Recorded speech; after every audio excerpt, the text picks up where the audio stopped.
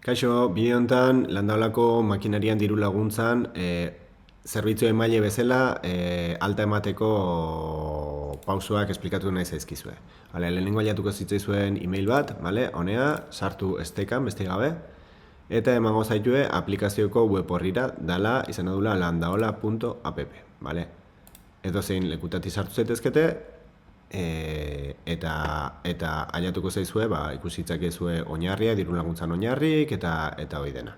Ez da informazio handik, bakarrik zerbitzu emaile bezala alta eman behar duzu esteka honekin, eta hemen dago informazio desente.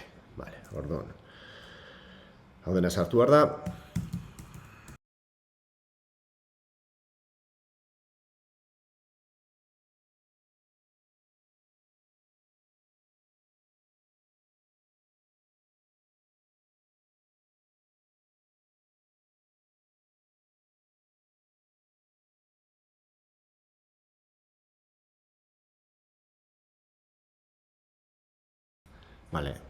Datu hau esateko informazioa irakurri, mesedez, eta baita lan arriskutako prebentzioan legea beteko dan onespena eman, eta ematen zaitu urrungo pasora. Zerbitzuke baita sartu behar dira. Oso simplea da, 3 zerbitzu mota bakarri daude, hartuko zetxadoran kasuan prezio bat ezarri dezakezu orduko, hau gero kalkulatuko da fakturak eta sortzen laguntzeko.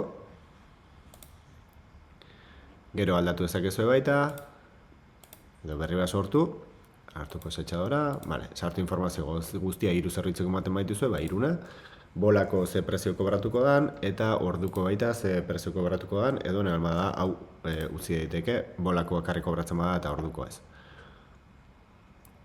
Eta listo.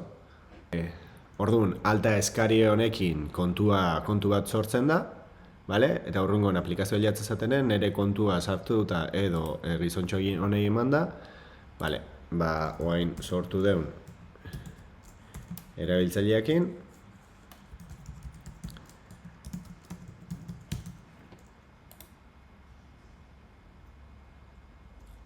lehengo lekura emango zaituzte, eta deialdiko eskaera epea irikita hon bitarten, informazioa aldatu ahal izango da, eta eskaeraren egoera e-mailez ailatuko zaizue, onartu izan bada, edo datu falta balmadea, edo zer gauza.